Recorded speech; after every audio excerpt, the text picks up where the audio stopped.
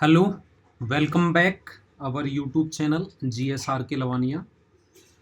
आज हम periodic table के जितने भी PYQs with in last exam में आए हुए हैं उनका डिस्कशन हम इस वीडियो में करेंगे और लगभग इस वीडियो में हम 10 क्वेश्चन का डिस्कशन करेंगे। अगर आपको वीडियो अच्छा लगे तो लाइक, सब्सक्राइब और शेयर ज़रूर करें। तो आइए हम स्टार्ट करते हैं मॉडर्न पीरियोडिक टेबल के कुछ इम्पोर्टेंट PYQs, उनका कंसेप्ट क्या है, उनकी ट्रिक क्या है। तो आइए अपने नॉलेज को और बूस्ट करते हैं। तो क्वेश्चन नंबर फर्स्ट की बात करेंगे हम। सबसे पहला क्वेश्चन नंबर फर्स्ट ये कहता है कि अपने पास फर्स्ट नंबर पे अपने पास जो है पहले नंबर का जो क्वेश्चन है वो कह रहा है कि आपके पास सम इलेक्ट्रॉनिक स्पीसीज है और उस सम इलेक्ट्रॉनिक स्पीसीज में which of the following is the smallest in size, सबसे छोटी साइज में कौन है। मेरा कंसेप्ट मैंने आपको बहुत अच्छे ढंग से पढ़ाया है और समझाया भी है। कंसेप्ट अपना ये कहता है कि जितना ज़्यादा आपके पास अगर नेगेटिव चार्ज होगा, अगर आपके पास नेगेटिव चार्ज होगा तो नेगेटिव चार्ज वाली जो स्पीसीज है अगर उसमें इलेक्ट्रॉनों की संख्या कांस्टेंट है, समान है, तो जितना ज़्यादा नेगेटिव होगा उसका आकार उतना ज़्यादा होगा। लेकिन हमसे तो आकार छोटा पूछ रहा है, तो जिस पे जितना पॉजिटिव होगा उसका आकार उतना छोटा होगा। तो पहले वाले का जो राइट आंसर होगा वो कौन सा होगा, अपने पास डी आंसर होगा। फिर भी कोई इशू हो तो मैं इसका ऑर्डर भी अरेंज कर देता हूँ। सबसे मोस्ट ज़्यादा N-3, O-2, F-1 and last में होता है Na+। अगर इसकी हम आपको एक्सप्लेनेशन करें तो नाइट्रोजन का परमाणु क्रमांक 7, ऑक्सीजन का 8, फ्लोरीन का 9 और इसका 11।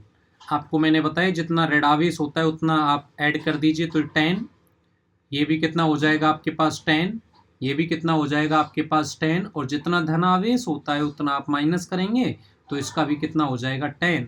और सम इलेक्ट्रॉनिक स्पीसीज में मैंने आपको बता रखा है कि जितना ज़्यादा नेगेटिव होगा उसका आकार उतना ही ज़्यादा होगा। तो मोस्ट जो सबसे बड़ा आकार है वो तो N-3 है और सबसे जो छोटा आकार है वो आपका Na+ है। क्वेश्चन नंबर दूसरा, दी गई सम इलेक्ट्रॉनिक स्पीसीज की आयनिक त्रिज्याओं का बढ़ता हुआ क्रम है। आपके पास जो कौन कौन दिया है पहले मैं वो ले लेता हूँ। एक तो Cl है, एक आपके पास Ca+2 है, और एक आपके पास K+1 है, और एक आपके पास S-2 है।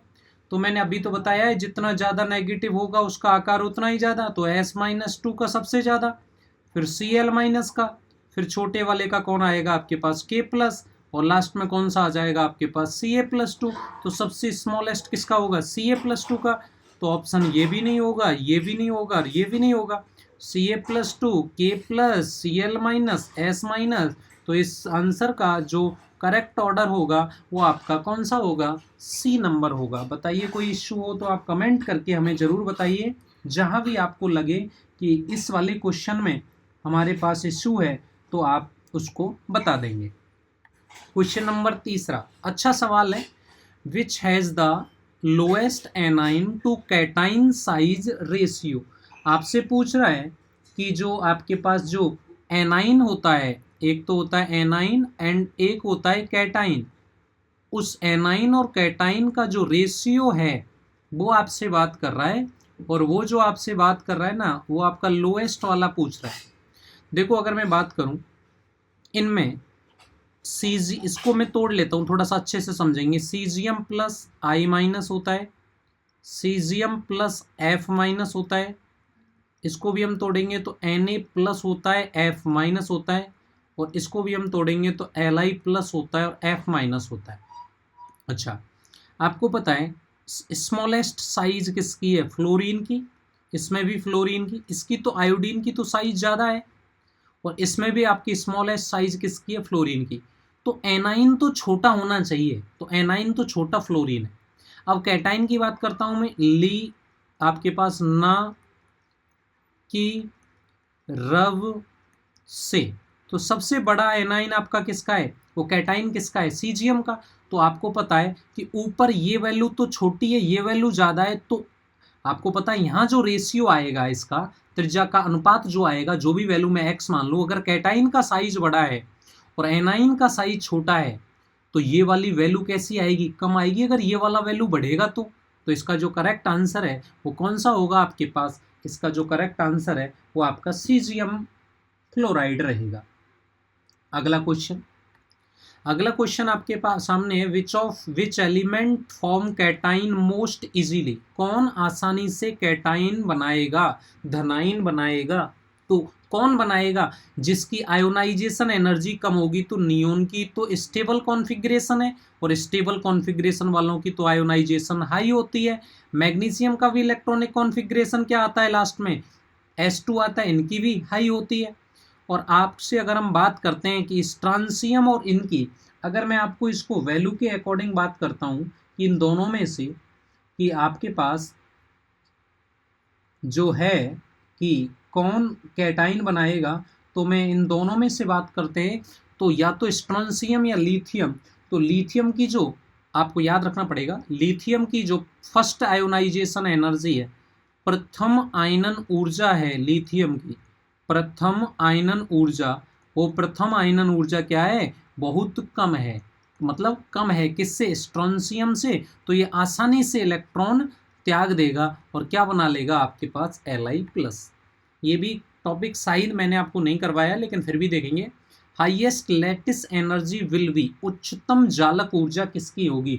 तो आप ध्यान से सुनेंगे, जो जालक ऊर्जा का जो फॉर्मूला होता है वो होता है U समानुपाती Q1 Q2 डिवाइडेड बाई क्या होता है R। U समानुपाती Q1 Q2 डिवाइडेड बाई क्या होता है R। तो यहाँ से देखेंगे आपके पास कि आयोडीन है, क्लोरीन है। अब आपके पास क्या है, त्रिज्या कम होनी चाहिए और त्रिज्या कम होगी तो आपके पास आकार, आपका ध्यान होना चाहिए आपके पास, इसमें इन सब में से आकार फ्लोरीन का सबसे छोटा आकार है और लिथियम का भी आकार छोटा है। तो इसका जो करेक्ट आंसर होगा वो क्या होगा आपके पास, सी होगा। Lowest radius will be of, निम्नतम त्रिज्या किसकी होगी। मैंने बताया जितना ज़्यादा पॉजिटिव चार्ज होगा उसकी त्रिज्या उतनी ही लो होगी। तो कौन सा ऑप्शन करेक्ट होगा, बी नंबर का। अधिकांश विद्युत ऋणात्मक तत्वों का सामान्य, अधिकांश विद्युत ऋणात्मक में सबसे ज़्यादा फ्लोरीन की इलेक्ट्रोनेगेटिविटी होती है और फ्लोरीन की इलेक्ट्रोनेगेटिविटी 4 होती है और इसका जो इलेक्ट्रॉनिक कॉन्फ़िगरेशन है वो NH2NP5 होता है। तो NH2NP5 वाला देख लीजिए। तो इसका जो करेक्ट आंसर है वो आपके पास कौन सा होगा, तीसरे नंबर का होगा। क्वेश्चन नंबर 8, निम्नलिखित में से कौन सा गुण अनुक्रम fluorine, chlorine, bromine, iodine, which of the following properties is related with the sequence chlorine, chlorine, bromine. मैंने आपको बता रखा है ये एलिमेंट ग्रुप 17 के हैं और 17 में सबसे ज़्यादा जो मोस्ट ऑफ द केस में इलेक्ट्रोनेगेटिविटी होती है वो किसकी होती है, फ्लोरीन की। तो ये इलेक्ट्रॉन एफिनिटी भी नहीं होता, एटॉमिक साइज भी नहीं होता, बॉइलिंग पॉइंट भी नहीं होता। तो इसका जो करेक्ट आंसर है वो आपका कौन सा है, इलेक्ट्रोनेगेटिविटी। और आपके पास क्षारीय मृदा धातु, आपके पास वर्ग, ये क्षारीय मृदा धातु वर्ग सेकंड होती हैं और ये क्या होते हैं, वेटा, मांगे, कार, स्कूटर, बाप, राजी। और इनका इलेक्ट्रॉनिक कॉन्फ़िगरेशन भी बताया था मैंने आपको, NH2 होता है। तो यदि ये 2 इलेक्ट्रॉन त्याग देते हैं तो इनका जो इलेक्ट्रॉनिक कॉन्फ़िगरेशन होता है वो आपके पास क्या हो जाता है, स्टेबल कॉन्फ़िगरेशन हो जाता है। इसका मतलब इलेक्ट्रॉन त्यागने के बाद इनमें कोई भी अनपेयर्ड इलेक्ट्रॉन नहीं होता और जब अनपेयर्ड इलेक्ट्रॉन नहीं होता तो ये सारे कैसे होते हैं, प्रतिचुंबकीय।